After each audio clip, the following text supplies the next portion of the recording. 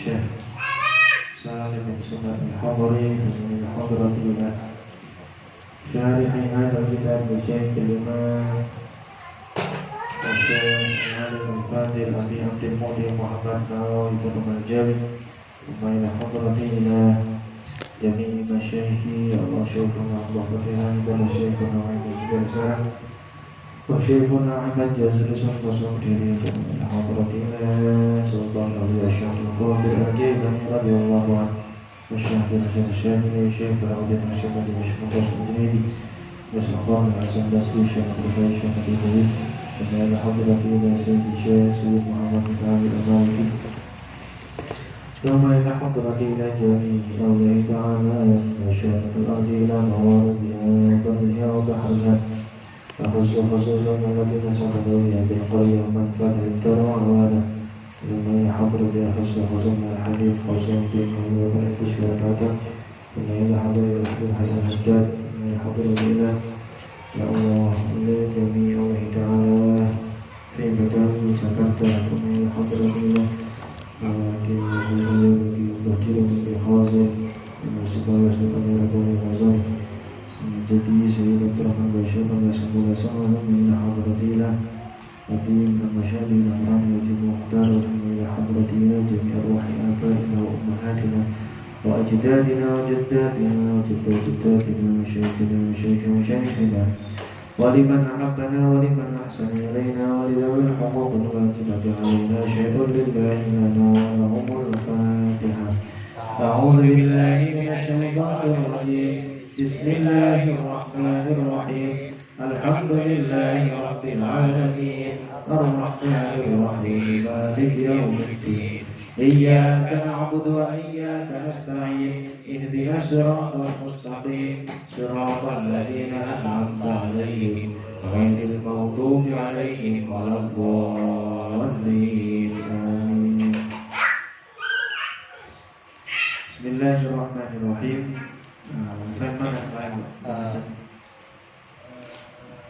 Syarat tayamum kemarin ya. Syarat tayamum. Ya. Enggak. Selanjutnya fardu tayamum.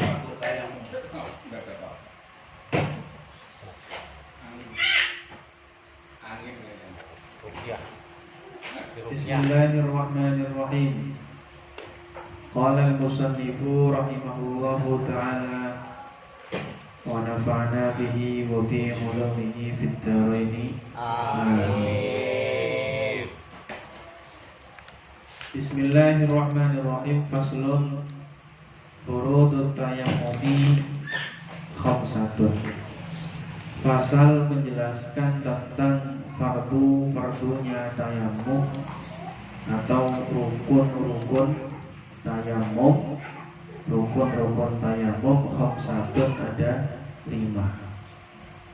Fardu tayammum atau rukun tayammum.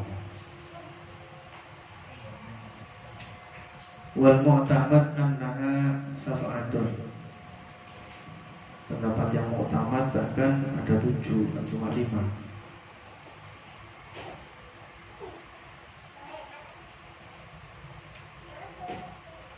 Al-ula atau al-awwalu yang pertama yaitu naqlut turab.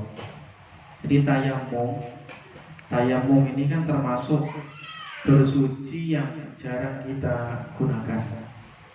Karena tayamum sendiri itu tidak asal-asalan, tidak langsung nggak ada air tayamum, nggak begitu. Kalau kipasnya agak sana dingin.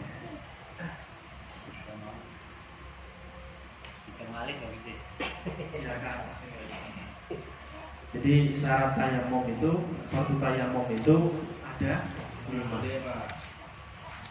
Fardu itu rukun, Pak. Rukun kalau tidak dilakukan salah satunya berarti tidak sah tayamumnya. Kembali saja syarat tayamum ada 10. Syarat itu belum masuk dalam praktek tayamum. Syarat itu Jadi syarat sholat berarti syarat-syaratnya seseorang ketika akan melakukan sholat. Syarat-syarat tayamum berarti ketika orang akan melaksanakan tayamum harus memenuhi syarat yang jumlahnya ada 10 kemarin. Nah, harus tahu kiblat dulu, harus mensucikan badan dulu, kemudian harus sudah masuk waktunya sholat dan lain sebagainya. Itu syarat. Nah, sekarang kita membahas tentang fardu-fardunya tayamum. Jadi ketika kita praktek tayamum, apa saja yang wajib yang harus kita lakukan. Dan di sini ada 5. Al-awwalu yang pertama adalah naqlut turab. Jadi syarat yang rukun yang pertama dalam tayamum itu adalah naqlut turab, pemindahan debu. Jadi kalau seumpama ada angin kencang, angin itu mengarah ke diri kita. Nah, anginnya tadi dengan membawa debu. Jadi Ancol, tahu kan? Pinggir laut itu kan banyak debunya. Ternyata angin ini kencang mengarah ke depan kita, ke muka kita. Lah langsunglah sekalian nawa itu tayamuman. Itu bisa itu. Ya, nggak bisa. Nah, karena ada air laut, ya kan? Tapi kalau seumpama nggak ada air lautnya, adanya debu di situ, tetap saja nggak bisa. Kenapa? Karena fardunya tayamum itu yang pertama adalah memindahkan debu. Jadi debu yang secara otomatis terbang sendiri nempel ke muka kita itu nggak bisa digunakan tayamum. Jadi debunya harus dipindahkan. Paham ya? Atau boleh ketika anginnya kencang ke arah kita, tangan kita seperti ini. Nah, niatnya mengambil debu. Ketika udah nempel, setelah itu kita gunakan tayamum bisa. Lalu itu memindahkan debu, kita ambil dengan tangan kita. Nah, kemarin termasuk syaratnya apa? Termasuk syaratnya wa ayyam saha wajhahu wa yadayhi bidarbataini, ya kan? Dengan 2 kali pengambilan debu. Jadi kalau nempel sendiri nggak sah, begitu.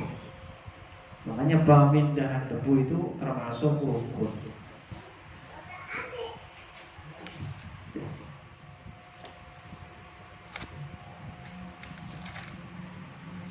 Tapi bisa nggak debu yang di muka tadi, yang nempel tadi digunakan untuk tayamum?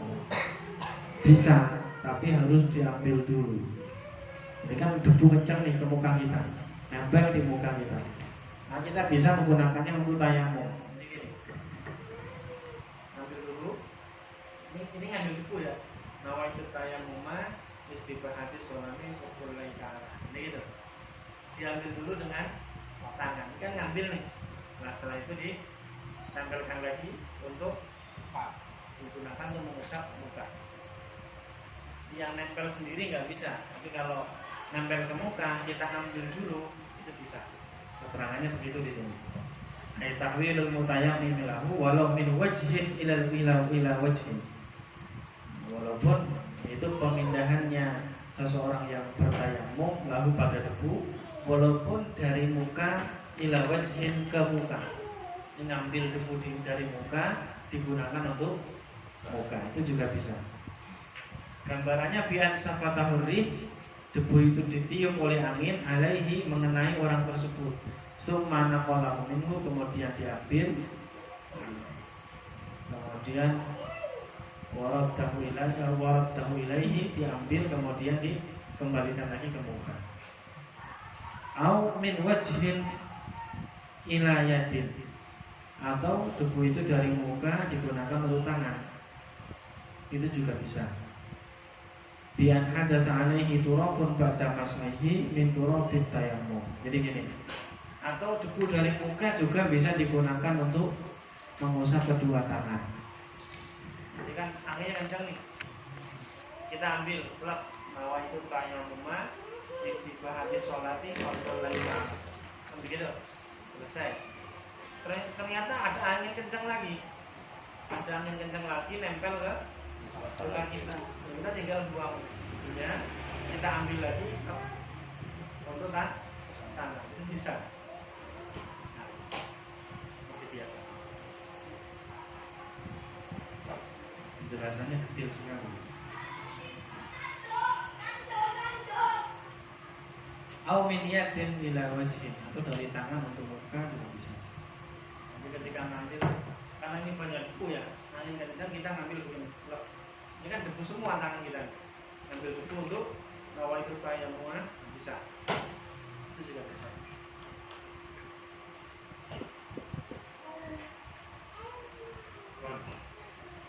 Intinya syarat atau bukan syarat ya.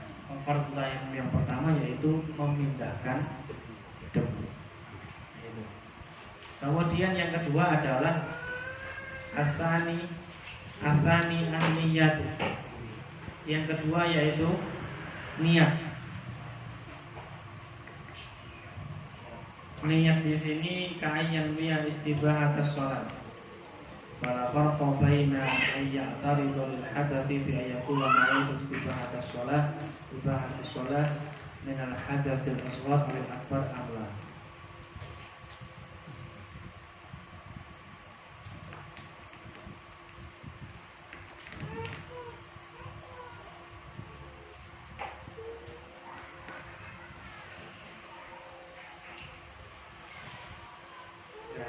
Ini bahkan ada keterangan begini. Wa yajibu qarnun niyyati bin naqli li'annahu awalul arkan. Wajib membarengkan niat tayammum bersamaan dengan memindahkan debu. Ini beda. Kalau wudu kan kita ngambil air mengenai muka baru nawaitul wudu'an begitu. Tapi kalau tayammum kita ngambil debu saja. Ini sudah mulai niat. Nawaitu tayammum istibahati sholat begitu. Atau kalau ngambil dari muka kan begini. Dari sini kita niat nawaitu tayammum istibahati sholati wallahi ta'ala. Nawaitu tayammum, saya niat tayammum istibahati sholati agar diperbolehkan sholat wallahi ta'ala itu karena Allah. Jadi wajib membarengkan niat dengan pemindahan debu. Kenapa kok pemindahan debu itu wajib dibarengkan niat? Karena li'annahu awalul arkan. Karena pemindahan debu itu rukun yang pertama.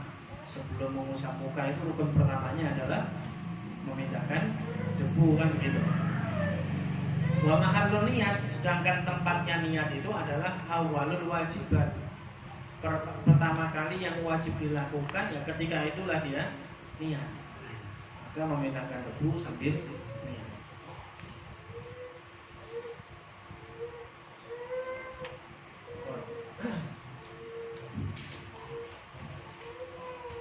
Dan satu lagi, ketika seseorang tayammum itu jangan niat menghilangkan hadas. Ya, jangan niat menghilangkan hadas. La raf'a hadatsin, jangan niat menghilangkan hadas. Kenapa? Li'anna tayammuma la yarfa'uhu. Karena tayammum tidak bisa mengangkat hadas yang ada dalam diri kita. Walat taharata anhu, atau niat bersuci dari hadas juga tidak bisa. Paham ya? Wala fardhu tayammum, dan juga tidak bisa niat fardunya tayammum. Kenapa? Karena tayammum itu bersuci yang darurat. Bersuci yang darurat. Jadi ketika niat nawaitu tayammum listibahati fardhis shalah, saya niat tayammum agar diperbolehkan melakukan sholat fardu. Jadi niatnya begitu. Kalau bahasa Indonesianya, saya niat bertayammum agar diperbolehkan melaksanakan sholat fardu, tidak untuk menghilangkan hadas, tidak untuk mensucikan hadas. Itu paham ya? Ini poinnya dua kalau dalam niat itu. Yang pertama, niatnya tidak bisa menghilangkan hadas. Yang kedua, niatnya harus dibarengkan dengan pemindahan debu. Kemudian yang ketiga adalah mashul wajhi, yaitu mengusap muka. Hatta zahirin mustarsilin mustarsil lihyatihi wal muqbil min anfihi ala syafatihi liqaulihi ta'ala famsahu biwujuhikum wa aydiyakum. Jadi mengusap muka, bahkan termasuk yang wajib diusap adalah jenggotnya yang luar. Kalau jenggotnya panjang ini sampai ke sini, ya berarti jenggotnya yang luar inilah, yang paling luar itulah yang wajib diusap, termasuk bagian yang wajib diusap.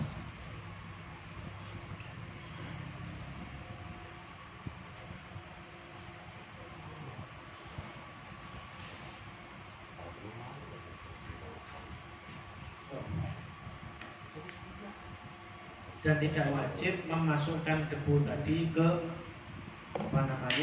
tumbuhnya rambut. Nggak harus. Kalau air kan harus ya. Tapi kalau tayamum kita tidak wajib untuk menyampaikan debu tersebut ke tempat tumbuhnya rambut.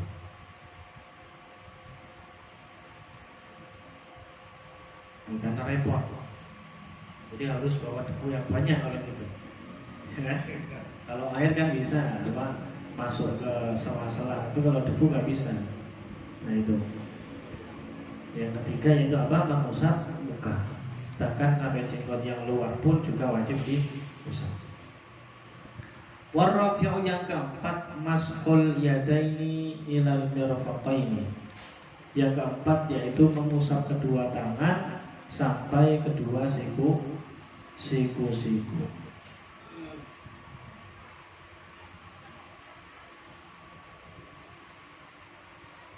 Jadi wajib mengusap kedua tangan sampai siku.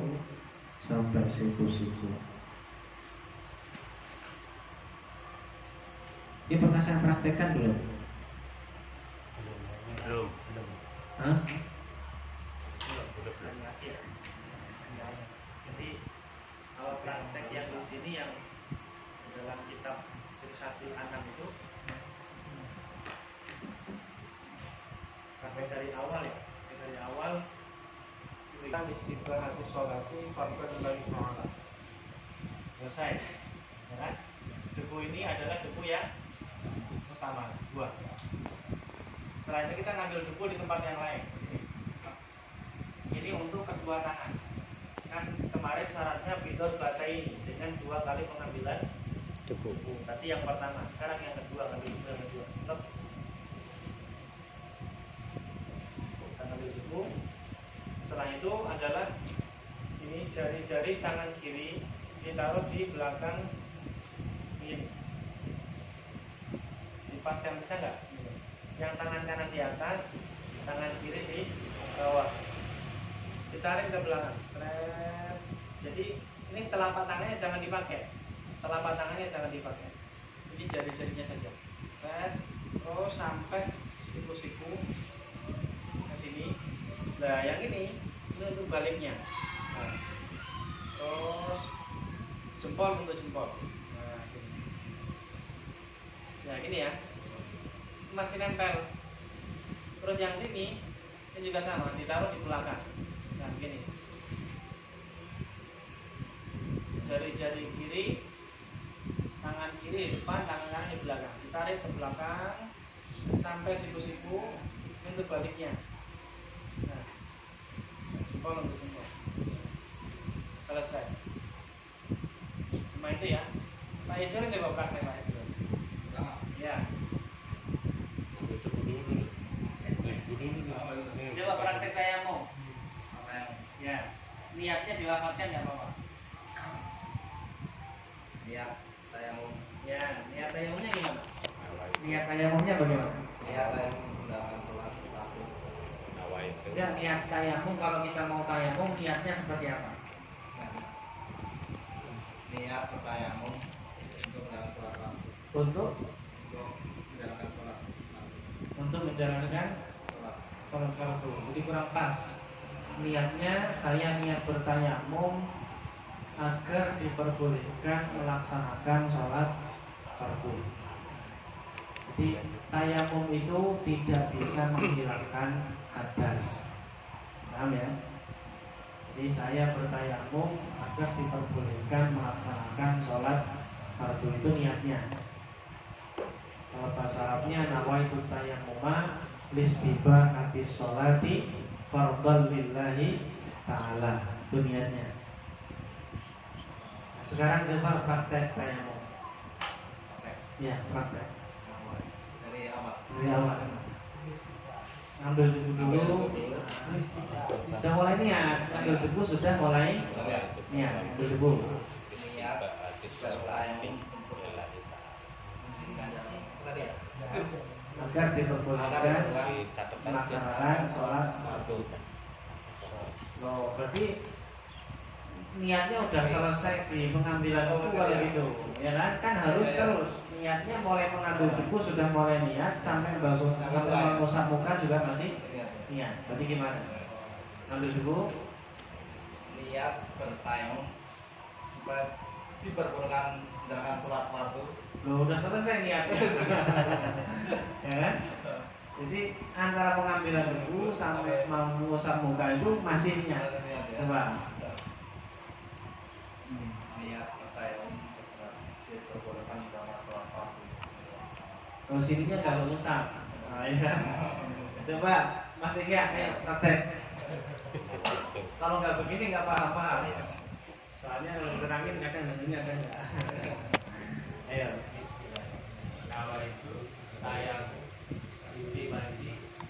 Nawaitu tayammuma listiba hadis sholati fardhan lillahi ta'ala. Niatnya udah selesai. Nah, ya kan? Nah, kalau nggak dipraktekin kaku kita. Ayo coba.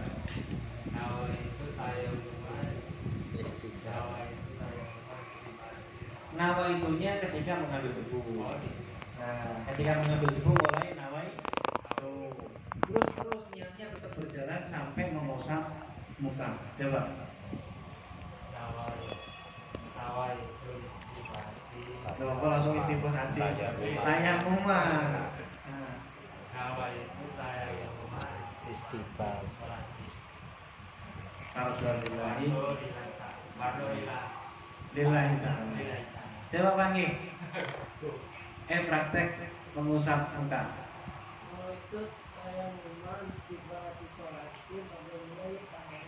Nah. Kedua nggak usah niat, tapi debunya itu yang selesai dibuat mengusap muka. Nah, mustakmal, ya kan? Karena mustakmal nggak hanya air. Setelah itu ngambil debu lagi. Nah, untuk tangan. Tapi kalau praktek aslinya jamnya dicopot ya. Iya, betul dicopot. Biar kena semua. Nah, terus nah, gitu pas. Kasih aplaus dulu kawan. Jadi gitu ya. Jadi praktek tayamum itu cuma mengusap muka dan kedua tangan. Jadi harus diperhatikan. Jadi suatu saat seumpama sampean di Umroh, pasir, umroh, haji itu pakai haji pesawat. di sana nggak ada. Kalau pesawat ada air ya di anu. Ada tapi nggak diperbolehkan biasanya, Pak. Tapi ngumpet-ngumpet bisa. Nggak ini juga, Pak. Kan di toilet apa pesawat itu kan kecil ya, kemungkinan terkena najis itu kan banyak. Karena kan sempit kan, kadang orang mungkin buang air kecil atau apa nyepet atau apa kan kita bisa kena. Termasuk syarat tayamum itu jika tidak ada air. Ada air tapi tidak memungkinkan kalau nggak salah di pasal apa tadi. Selama kita butuh pakai air segini, kan Nabi itu butuhnya ya sekayung. nggak ada 1 liter, nggak ada 1 liter. Ada Nabi. 1 liter kan kecil kan? Kira-kira ya segini lah. Ini untuk basuh muka. Jadi dan nggak harus ke toilet. Basuh mukanya di tempat kita duduk sholat aja bisa. ya. Kita tuangkan sampai tergenang, atau minta teman kita tetangga, kalau kita umroh bareng kan tetangganya gantian, tolong dituang sedikit, jadi agak tergenang sedikit begitu. Nah itu wudhu orang bisa. Dan itu saya kira nggak terlalu membasahi enggak, lebih irit, ya kan? Ketika tangan juga sama, tangan air yang mengalir, agak tergenang setengah lah. Setelah itu diginiin, jadi mengalir, terus kita ratakan. Yang pertama kan merata, yang kedua pengaliran lagi, tiga. Memang agak basah, tapi bisa disiasati. Disiasati pakai apa ya? Pakai kain lah, di apa namanya, di atas apa namanya ini? Paha, dikasih kain, nanti ketika selesai wudhu ya dijamret di depan kursinya, kan bisa. Kalau dijamret enggak? Di apa? Dijemur. Dijemur di depan kursinya. Bisa dijamret. Jadi saya kira itu nggak ada kesulitan untuk hal itu. Tapi kalau tayamum, soalnya kita berada di tempat yang di sana nggak menemukan air sama sekali, susah air, atau mungkin kalau yang bisa terjadi pada kita itu mungkin kalau di Indonesia kan untuk susah air kayaknya sulit ya. Di mana-mana itu kayak pasti ada air. Ya kan? Andai kan sumber air, mata air nggak ada, udah beli aqua aja jadi, kan gitu, gampang sekali. Tapi kalau seumpama sakit, nah ini yang mungkin nih, sakit yang menurut rekomendasi dokter bahwasanya ini nggak boleh kena air. Kalau kena air, sakitnya tambah parah, penyembuhannya tambah lama. Nah ini rekomendasi dokter seperti itu, maka dia boleh untuk melaksanakan tayamum. Itu pun kalau penyakitnya hanya di tangan kanan, tetap harus wudhu dulu. Muka kan nggak masalah kena air, ya berarti dibasuh dulu. Yang masalah tangan kanan dari sini, dari siku-siku sampai sini. Berarti yang ini kata dokter, ini boleh kena air nggak dokter? Boleh. Kalau yang ini nggak boleh. Berarti yang ini tetap wajib dibasuh. Paham ya? Nah setelah itu kita tayamum untuk menggantikan yang ini yang ini kegelangan. Jadi tayamumnya di tengah-tengah wudhu. Setelah itu kita basuh tangan kiri, ya kan? Setelah itu mengusap rambut. Setelah itu kita membasuh kaki kanan. Nah kalau kaki kanannya juga kata dokter ini nggak boleh kena air. Kalau kena air bahaya. Tapi kaki kanannya yang nggak boleh kena air, ininya apa namanya? Kentolnya. Ini namanya kentol ya? Kentolnya. Berarti betisnya. Berarti kalau mata kaki ke bawah kan boleh kena air. Itu wajib dibasuh. Gitu. Terus kaki kiri ternyata ini nggak boleh kena air oleh dokter. Dari mana? Ya semuanya, dari jempol sampai semuanya ini kaki. Kecuali jari-jarinya boleh kena air. Ya berarti tetap jari-jarinya wajib dibasuh air dulu. Lalu setelah itu tayamum. Jadi satu wudhu bisa sampai 4 kali tayamum, 2 atau 3 atau 1. Gitu ya. Hah? Bingung? Begitu, memang praktek ibadah itu seperti ini Pak. Enggak cuma tayamum itu usah buka sama tangan. Udah. Yang kita pahami kan selama ini itu. Ya kan? Ternyata praktek tayamum itu enggak semudah yang kita bayangkan. Enggak asal-asalan, ada ilmunya. Kita sholat juga enggak semudah jongkar-jongkir aja, gitu loh. Tapi ada ilmunya tentang sholatnya, akan kita bahas. Dari rukun-rukun sholat apa saja, rukun yang harus dibaca apa, rukun kaulinya apa, maknawinya apa. Nah itu kan akan terbahas semua di sini. Sehingga benar-benar ibadah kita ini berkualitas, didasari dengan ilmu. Nah gitu. Yang keempat yaitu mengusap kedua tangan sampai siku. Yang kelima adalah at-tartibu bainal mashataini, yaitu tertib di antara 2 kali pengusapan. Jadi tertib itu maksudnya nggak boleh ketika ngusap tangan dulu baru muka, nggak boleh. Urutannya harus muka baru tangan. Aturannya begitu, nggak boleh diganggu-gugat. Kalau sini paham ya? Jangan insya Allah kalau paham, kalau enggak ya. Soalnya kalau nggak paham ini masalah nanti ke depan ini. Kalau ditayamumin atau diwuduin boleh nggak sih Pak? Kalau sudah mati nggak apa-apa. Enggak, sakit. Oh sakit. Nah, Sakit. ya kan udah mati Pak. Iya, termasuk yang nggak apa-apa itu sudah mati nggak apa-apa. Gitu. Kalau sakit bagaimana? Diwuduin, boleh-boleh saja. Penting Tapi jangan makruh. makruh itu. Ya. Jadi istiqanah fil ibadah, minta tolong dalam ibadah itu makruh. Kecuali dia nggak bisa. Ya maksudnya kalau lagi dirawat. Jadi dia seumpama nggak punya tangan, tangannya buntung, ya kan? Tangannya buntung, kemudian tapi masih ada sedikit segini tangannya, masih ada sedikit yang wajib dibasuh. Kakinya buntung dua-duanya. Maka bagaimana? Dia kan nggak bisa ngambil air Pak, ya? Maka dia wajib minta tolong pada orang lain. Wajib minta tolong pada orang lain. Nah, karena dia nggak punya tangan, maka dia wajib minta tolong. Tapi kalau dia punya tangan, maka minta tolong orang lain untuk diwudukan bagaimana? Makruh. Lebih baik tidak. Walaupun sah. Jadi orang lain yang mengusapkan, yang niat tetap kita, gitu. Kalau kita diwudui orang, istri seumpama kita sakit, Istri jangan bisa kita lah ya, jangan kita lah ya. istri mau Apa namanya, orang lain, ada seseorang suami istri gitu. Ada orang suami istri. Kemudian yang laki-laki stroke gitu. Stroke kan tangannya nggak bisa gerak tuh. Iya kan? Waktunya sholat bagaimana? Ya maka diwudui oleh istrinya. Apa nggak boleh? batal Pak? Iya, apa nggak Boleh saja. Masalah batal kan kalau kesentuh, kalau nggak kesentuh kan nggak batal. Lah wuduin kan Ya caranya bagaimana? Ya istrinya suruh pakai kaos tangan. akhirnya Jadi caranya begini, kita ngambil 2 baskom,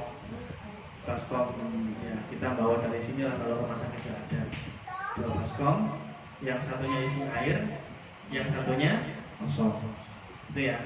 Setelah itu kita ngambil, kalau kita ke rumah sakit, anak sakit itu biasanya kalau pulang dibawain apa itu, kayak kain buat tangan itu loh.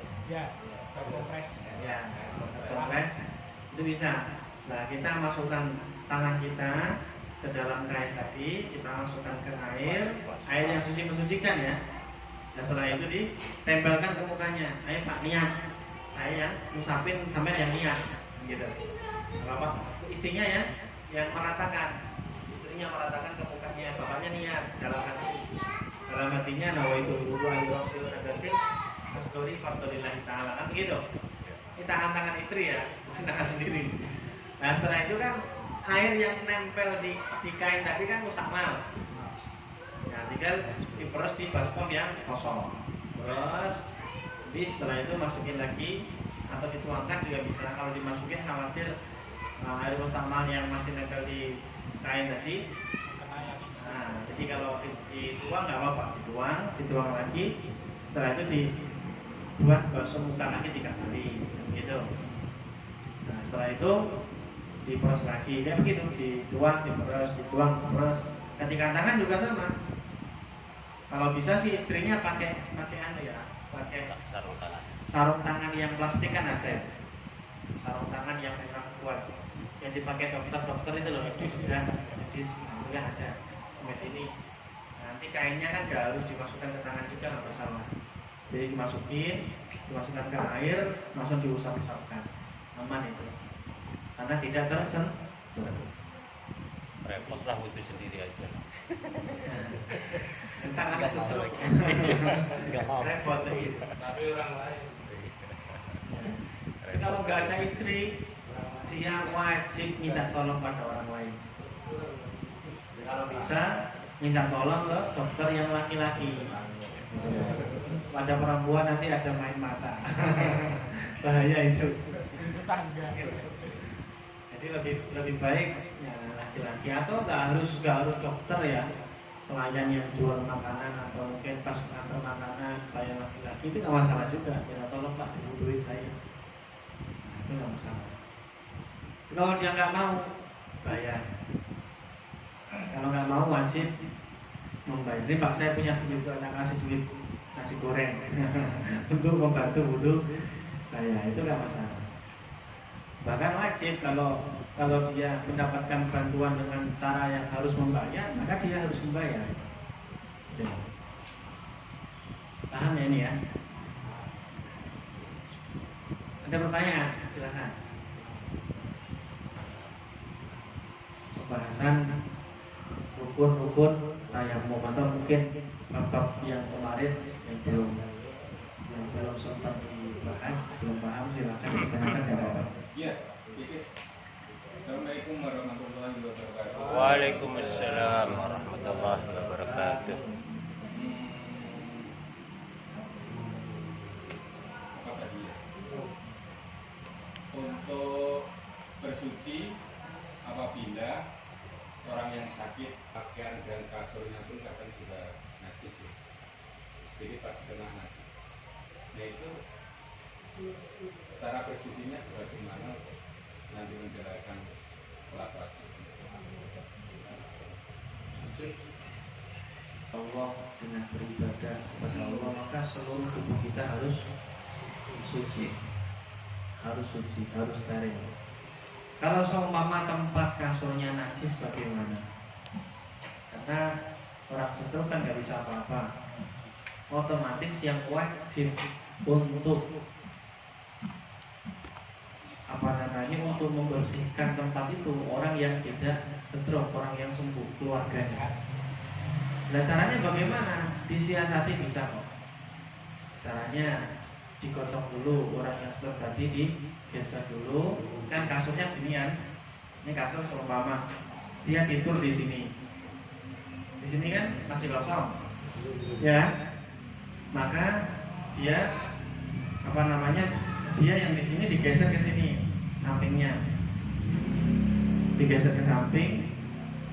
Setelah itu kalau seumpama ini ada najisnya, dibersihkan dulu. Caranya bagaimana? Kayak membersihkan najis mutawasito. Kalau ada kotorannya diambil dulu kotorannya, setelah itu ditempelkan tisu jadi kering semua. Kalau sudah kering kan namanya najis hukmiyah, ya kan?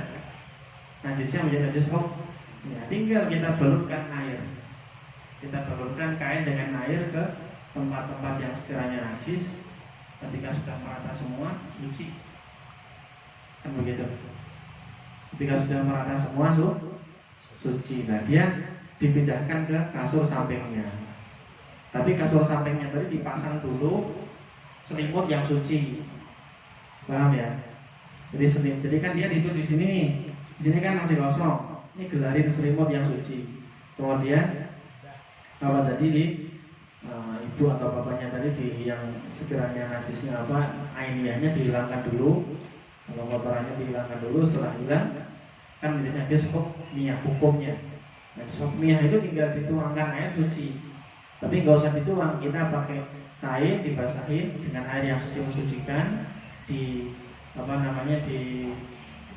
diratakan, sudah suci. Nah, pokoknya setelah itu dipindahkan ke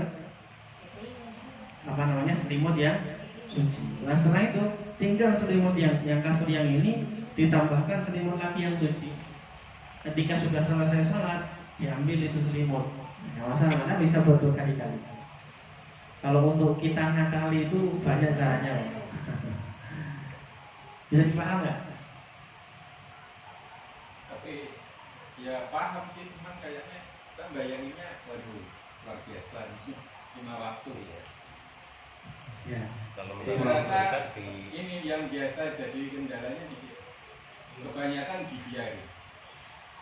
Yang sudah saya memperhatikan ya.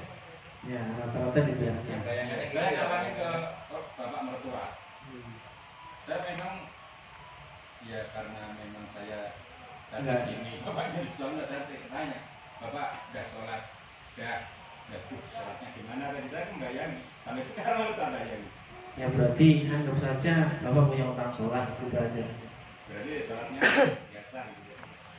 Ya anggap aja punya utang sholat karena melihat keadaan gak mungkin disucikan, gak mungkin dengan cara seperti itu. Berarti kan punya utang sholat kan begitu. Terus solusinya kalau punya utang sholat bagaimana kan begitu? Nah, solusinya bisa dikodok dan fidyah.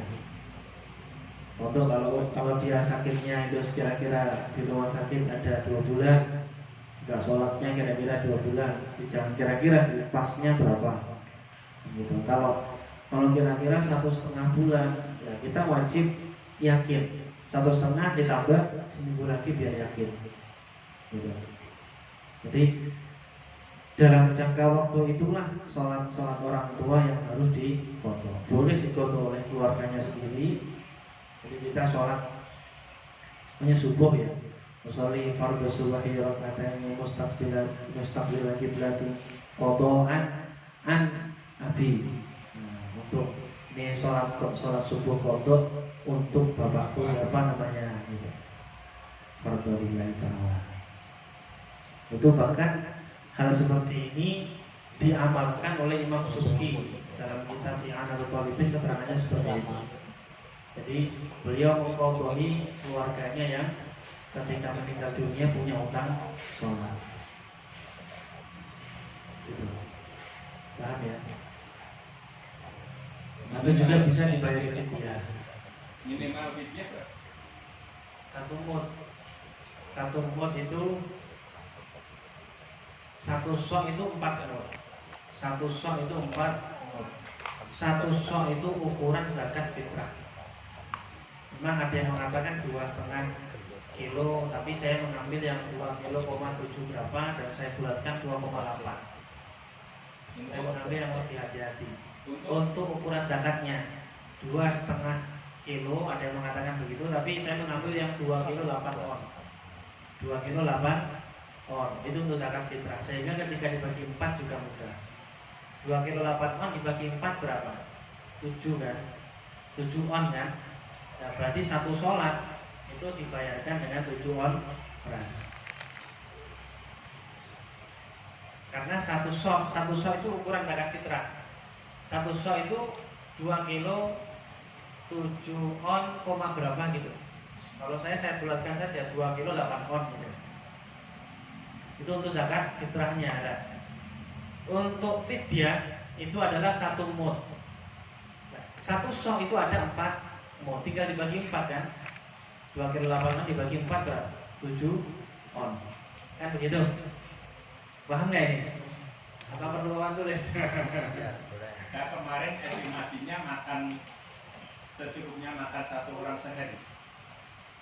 Secukupnya. Nah, saya nanya ibu, Bu, cuma biasanya nek wong madang wis dina pirang gelas berasnya ya 3 gelas, nek wong sing doyan mangan ya iso 4 gelas. Sambilah minimal 3 gelas. Tidak seperti itu. Tidak. Nanti akan kita bahas di belakang. Nanti ada babnya itu di sini. Tapi nggak apa-apa, ini penting. Iya. Ini nggak apa-apa. Jadi nggak ngalamin, nggak nyari. ya, itu kan karena jenengan belum sempat bertanya dengan ustadz sekitar mungkin ya, jadi kita belum tahu. Tapi aslinya ada orang untuk bahkan ini pembahasannya nggak hanya puasa, nggak hanya puasa, ini nggak hanya sholat, Ya. puasa juga sama.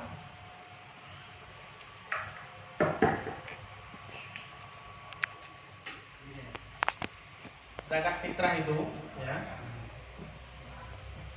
zakat fitrah. Zakat fitrah itu adalah 1 sok. 1 sok ini ukuran Arab. 1 sok ini sama dengan 2 kilo 7 berapa gitu, atau saya bulatkan saja 2,8. Ya, 2,8 kilo. 1 sok ini ada 4 mud. 1 sok sama dengan 4 mud.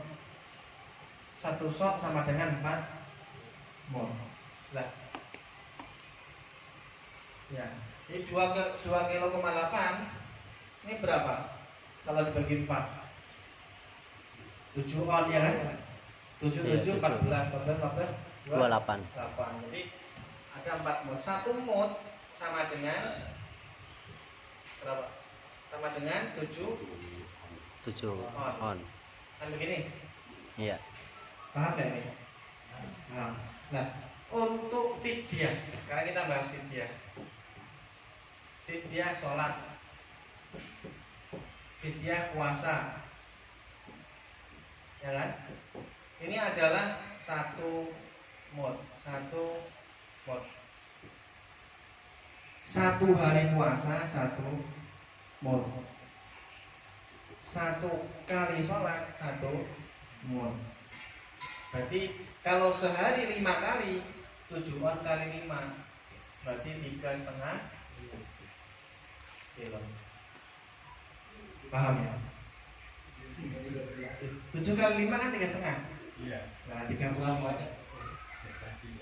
ya. Sehari. Kalau dia 5 waktu dia punya utang. Jadi sehari itu nggak sholat sama sekali 3,5 kilo. Salah lah ya. Nah, ya.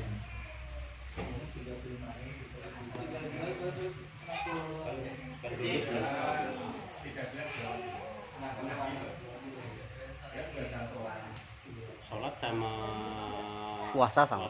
ya. Ya karena kita nggak tahu sehingga ngakali sendiri hukum itu ya. Itu kan karena kita nggak tahu. Dia ngakali sendiri. Gimana? Dan ada pun kadang kita tanya ke Ustadz pun nggak tahu ada seperti itu.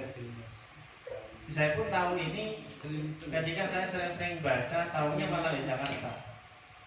Mau melihat para ustadz yang memang dia komentar fikih, saya baca-baca dan saya cek juga di kitab-kitabnya, ternyata seperti ini. Padahal mudah, tapi karena banyak orang yang nggak tahu juga. Bahkan kalau seumpama hutang sholatnya banyak,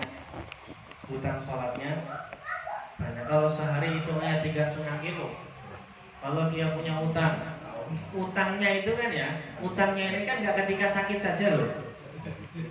Utangnya itu nggak ketika sakit saja, ketika masa mudanya dulu pernah gablek seumpama, kemudian dia nggak sholat setahun 2 tahun, itu juga termasuk utang. Paham ya? Oh ya iya, dikalikan, tinggal hitung berapa. Nah, biasanya kalau di kitab itu ulama itu ada helahnya. Jadi dia punya utang kira-kira 5 tahun. Wah, tinggal ditulis tuh 5 tahun, 1 tahun berapa hari. Nah, gitu 360. 65 berapa? Ini hijriah loh ya, hijriah. 365 lah ya, gampangannya gitu. Anggap aja kalau lebih kan sudah 365 hari. Dikali 5 tahun. Kira-kira kalau sholat yang ditinggalkan kira-kira 5 tahun. Jadi 365 dikali 5 tahun berapa? Wah, banyak tahun. Banyak hari. Ya kan? Banyak hari. Nah, seumpama 365 dikali 5 kira-kira 3 kali 5 udah 15 sendiri. 65 kali 5 30 ya kan? 800 lebih. Berarti 1800 harian. 1725. Oh, 1725. Kalkulator cepat. 1725 dikali 5 karena sehari kan ada 5 waktu. Coba. Udah berapa itu? 1 ton.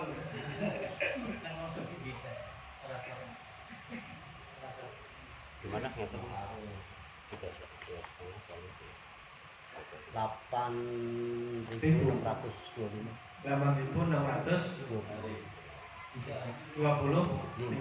8.625 sholat ya kan?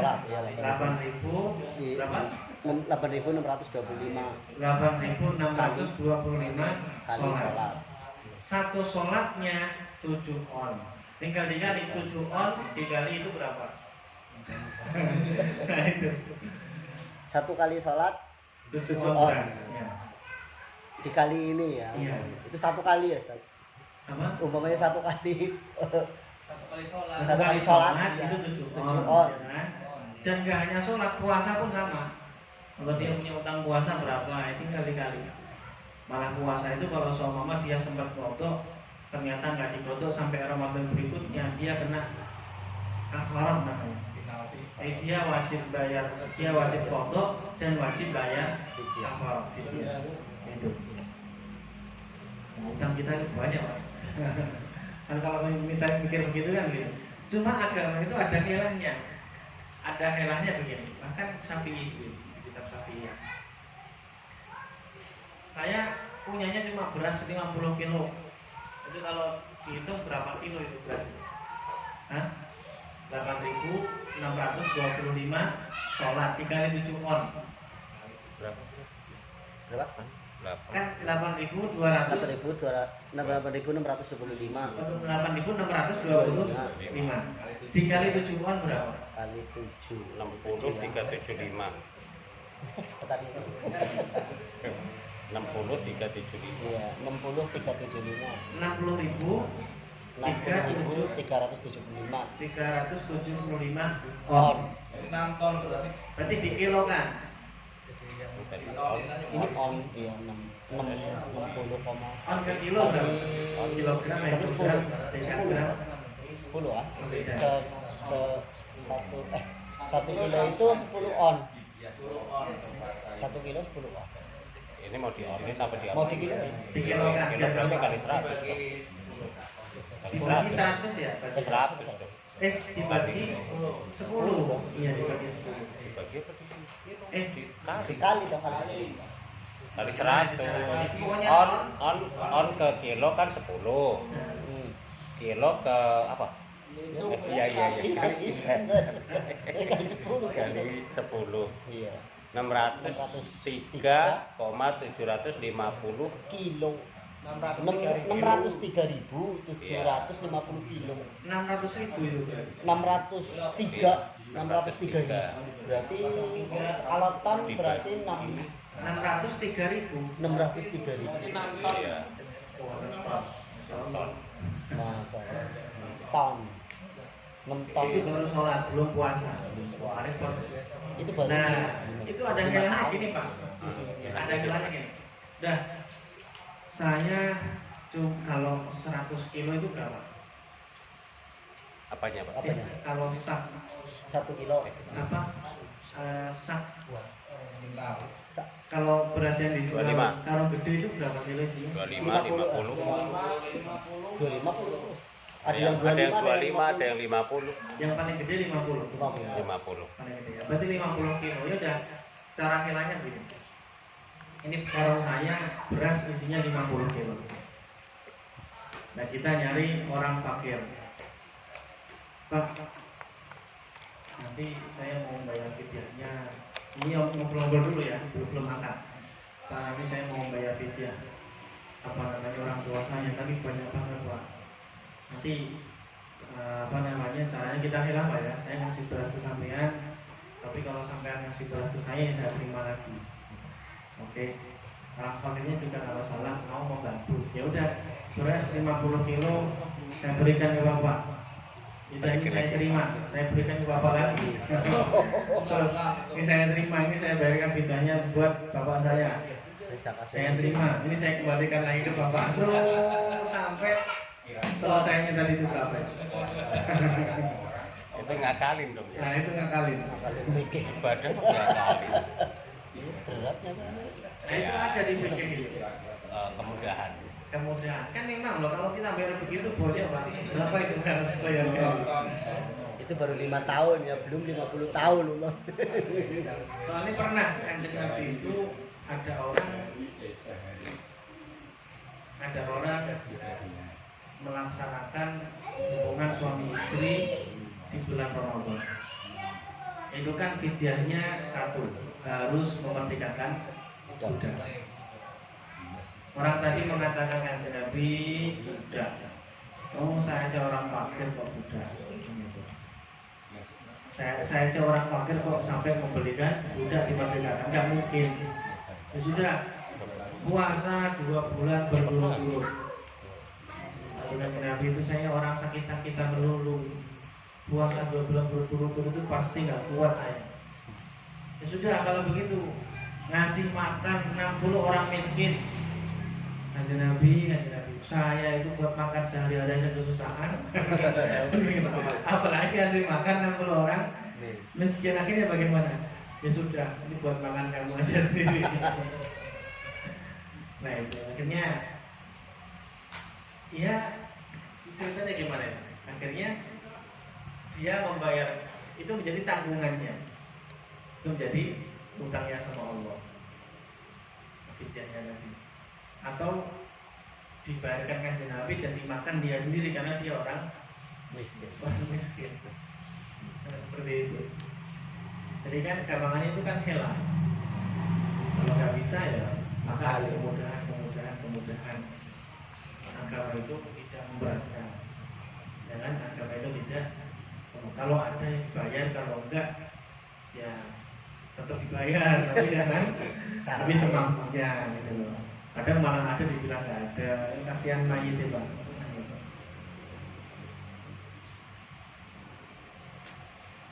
Dan bayar fidyah ini nggak harus pas ketika meninggal, bahkan lebih bagusnya memang ketika selesai meninggal langsung diurus. Kalau masih hidup nggak boleh. Apa? Masih hidup nggak boleh. Kalau masih hidup mau difidyahin itu salah sendiri ya. Kalau masih hidup berarti kodok bisa ya? Loh, bukan kodok bisa, harus kodok. Harus kodok. Dia punya utang sholat harus kodok. Jadi kalau di dunia itu sholat wajib yang kita tinggalkan wajib kita kodok. Dikodokin nggak bisa ya Pak Ustaz? Apa? Dikodokin. Maksudnya gini, orang tua udah sepuh gitu, terus baru mau sholat, terus kalau mau kodok segitu banyak kan mungkin berat, dibantu sama anaknya, tapi masih ada gitu. Semampunya dulu, biar orang tua dulu yang menjalankan. Karena itu ibadah badaniyah. Biar dia ketika kita sudah meninggal, baru kita bisa untuk mengkodoknya. Soalnya kalau sholat itu kalau nyawanya masih nempel pada jasadnya, dia masih hidup dan masih akalnya masih ada, ya kan? Maka sholat itu kewajibannya untuk dirinya, bukan untuk anaknya. Anaknya punya kewajiban masing-masing. Ya, gitu. Kalau bayar fidyah atau kodoknya ya nanti ketika beliau sudah meninggal baru kita mengkodokkan untuknya. Ini yang lain silakan. Puasa nggak apa-apa kalau dipidyahin. Ya nanti kan ada pembahasannya. Puasa itu Lewat lompat ini. apa nanti saja? Nunggu babnya. Tapi lupa ini. Bab terakhir ya. Nggak apa-apa Pak, nggak apa-apa, lompat-lompat. Puasa gimana puasa? Puasa boleh dipidyahin, terus dia nggak bisa puasa. Nggak bisa puasa. Jadi gini, orang yang tidak berpuasa itu ada 4 macam. Wajib qadha, wajib fidyah. Wajib qadha saja, fidyah saja, tidak wajib qadha, tidak wajib fidyah. Yang pertama kita wajib qadha saja lah ya, wajib qadha saja. Contohnya bagaimana? Contohnya ketika di bulan puasa kita melakukan perjalanan musafir, berangkatnya sebelum subuh dan perjalanannya sampai masa Fathul Qasri, sampai jarak yang memperbolehkan dia untuk mengqashar sholat 84 km. Ini saya bulatkan, artinya 83, saya bulatkan 84 km. Ketika udah nyampe segitu, perjalanan segitu, kakak punya macam ini mana? Bumero itu udah lebih 84 km lebih ya. Tapi kan nyaman pakai mobil AC. Enggak apa-apa, itu enggak masalah.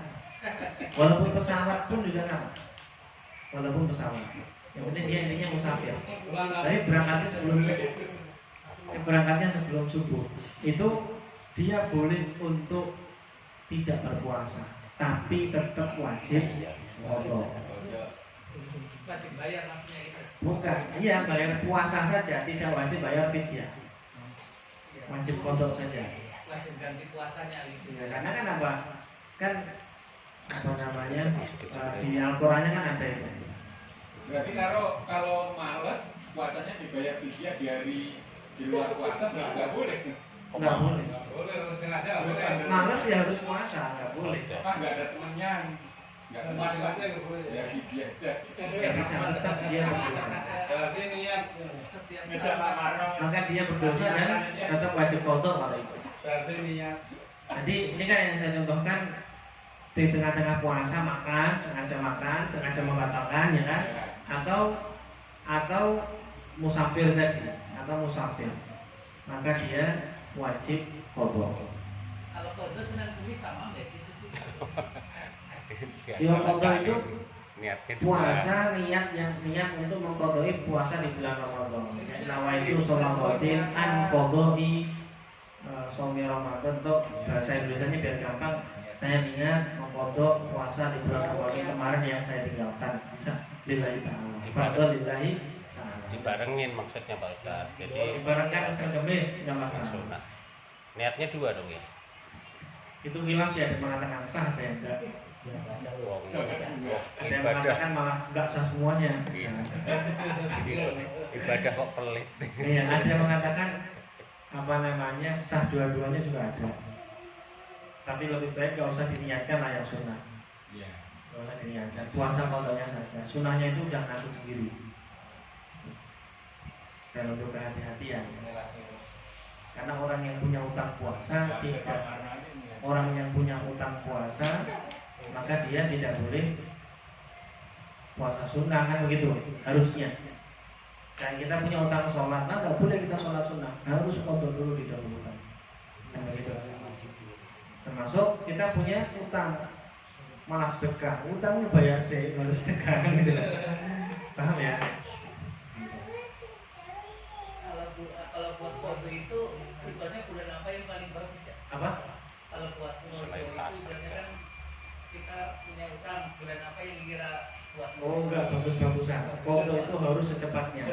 Ya kalau bulan itu masih hidup, kalau besok udah mati. Ya kayak qadha sholat loh, qadha sholat tuh enggak harus sholat duhur di waktu duhur, enggak harus, secepatnya. Duhur keluar waktu, langsung ketika itu qadha duhur. Di waktu asar, mau di waktu maghrib, mau isya, secepatnya diqadha. Nah gitu, enggak usah nunggu waktu-waktu itu salah itu. Ya, kalau punya nyampe, kalau udah mati duluan repot yang nggak bayar.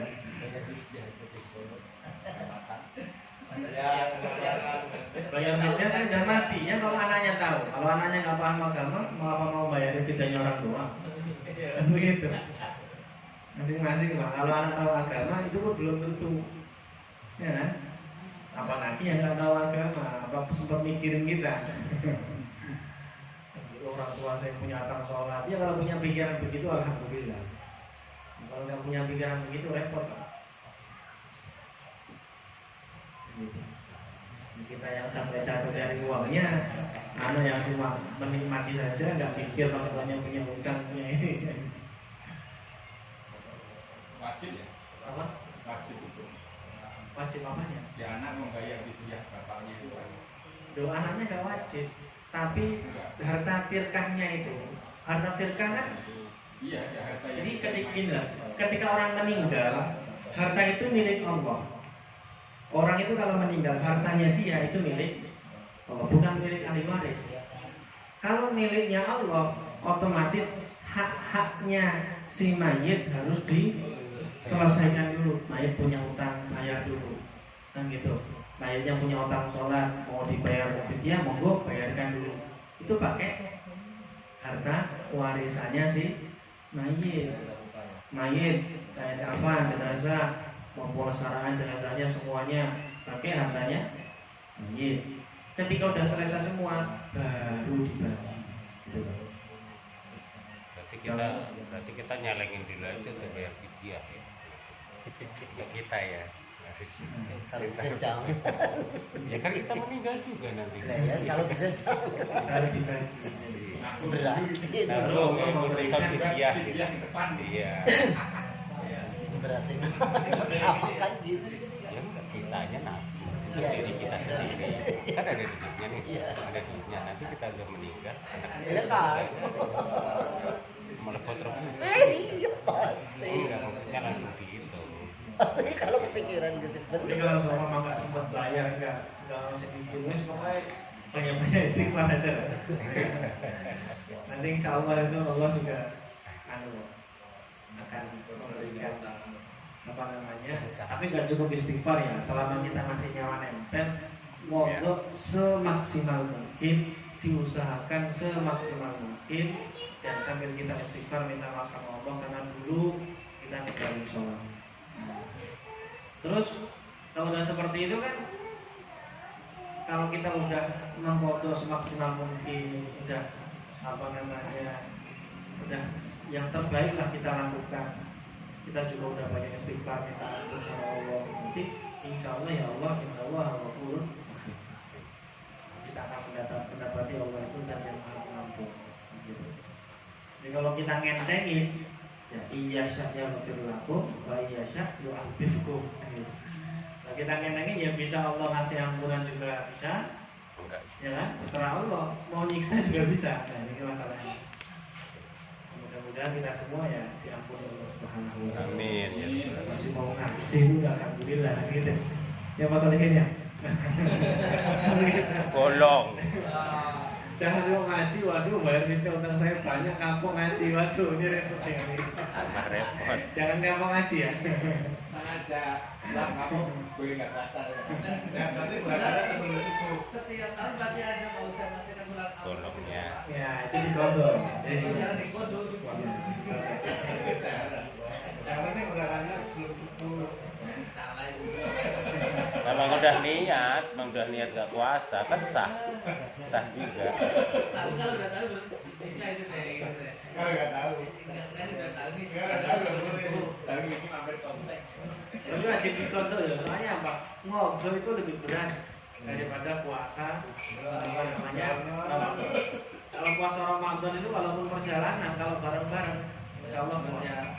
Tapi kalau ngobrol sendiri Tapi kalau nyoper ya ini juga mendingan nggak ya puasa. penting kalau nyobain ya. Tuh diampunin lagi kalau Ini nyoper. berangkatnya sebelum situ. Karena musafir ya, musafir. Tapi kalau musafirnya deket, masih di Pademangan ya jangan dibatalin kan gitu. Kalau sini ke Bumen, nah itu baru itu. Kebumen boleh ya Pak? Boleh. Purworejo apalagi. Apalagi di lewat. Tapi wajib dikodok ya. Tapi kan wajib dikodok, digantikan. Ini belum selesai nih. Tadi yang pertama kan. Iya. Yang kedua wajib kodok dan bayar fit. Iya. Iya. Yang sama ini ya. Wajib kodok dan bayar fit. Nah, ini bagi siapa? Bagi perempuan yang hamil atau yang menyusui. Tapi ada tapinya. Dia mengkhawatirkan anaknya. Dia mengkhawatirkan anaknya. Jadi dia menyusui anaknya. Pak, kalau saya puasa sih saya nggak masalah.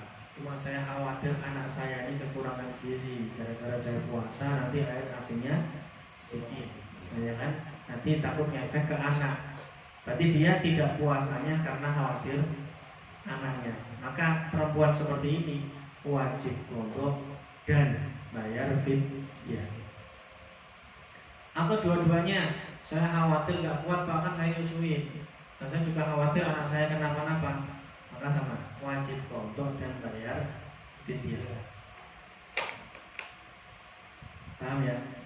Cuma kalau dia mengkhawatirkan dirinya sendiri, Pak saya sih apa namanya kalau puasa saya khawatir saya kenapa-napa Pak, karena saya punya penyakit yang kalau saya puasa ini apa namanya membahayakan.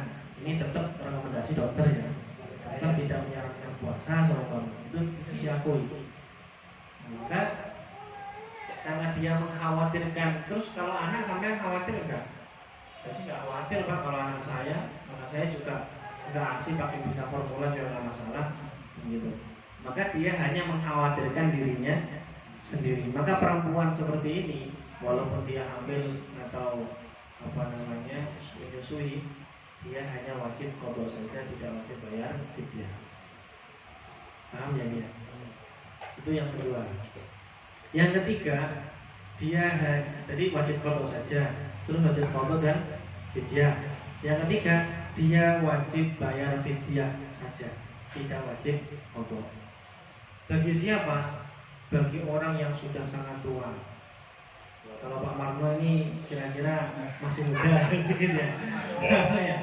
Ini masih muda. Jadi kalau dibilang nggak kuat puasa nggak percaya gitu ya. Jadi udah yang sangat tua renta gitu ya. Kalau puasa bisa-bisa pingsan dia. Soalnya kalau orang tua itu kayak anak kecil lagi. Maka dia nggak puasa langsung bayar fidyah saja. Dibayarkan tiap harinya juga boleh. Sehari itu dia nggak puasa maka langsung dibayarkan fidyah 7 on beras. Paham ya? Yang wajib membayarkan yang puasa atau boleh dibayarkan sama anaknya atau siapanya gitu. Dia boleh membayarkan pada orang-orang yang dia tidak menanggung. Maksudnya yang membayarkan mungkin kalau Anaknya mau bayarin gitu. itu Iya, anaknya yang bayarin. Tapi tetap harus izin atas izin pengetahuan dari bapaknya. Pak sampean gak usah puasa nggak apa-apa, udah sepuh. Karena kalau puasa sering pingsan, sakit, ya udah nggak usah puasa, nanti saya bayarkan fidyahnya tiap hari. Nah, gitu sakit. Jadi udah 3 ya, wajib qadha dan fidyah saja. Tadi kan qadha saja, wajib qadha dan fidyah. Ini fidyah saja. Yang keempat, nggak wajib qadha, nggak wajib fidyah. Ini paling kena ya kan? Bebas. Pengen kan seperti itu? enggak. Itu bagi siapa? Orang gila. Ya. Orang gila yang memang gilanya nggak disengaja loh ya. Gila yang memang karena memang gila beneran. Gilanya pas puasa. Jangan kalau masuk bulan puasa pura-pura gila. Nah ini beda. Ini gila beneran. Mungkin karena dia dulu nyalon DPR gak jadi, akhirnya mikirin utang, stres, gendeng. Nah gitu. Jadi dia seperti ini kalau gila beneran dia nggak wajib bayar fidyah dan nggak wajib puasa. Tapi kalau dia gilanya sebab dia makan obat-obatan sehingga otaknya rusak, ya kan, makan kecubung kan, jadi gila, dia otaknya hilang. Nah seperti itu bagaimana? Jadi gilanya sebab dibuat sendiri. Dia gara-gara minum pil koplo, karena perbuatan dia sendiri. Maka kalau dia sembuh wajib mengqadha. Gitu ya. Wajib mengqadha, wajib fidyah. Karena dia gilanya itu karena dibuat dia sendiri, bukan karena murni karena pikiran. Dia mungkin ngamal wirid-wirid, akhirnya gendeng. Nah, itu kan bisa jadi seperti itu karena dosisnya terlalu besar. Yang harusnya wiridnya dibaca sekian, dia baca banyak. Akhirnya dosisnya kelebihan dosis. Nah itu ya sama Pak, obat kalau kita makan banyak di luar dosisnya kan lebih banyak, itu kan bisa menjadikan overdosis. Wirid pun sama, wirid itu kayak obat, makanan roh. Tapi kalau kita bacanya kebanyakan, itu kalau jadi overdosis bahaya juga. Ini otaknya jadi gendeng. Kalau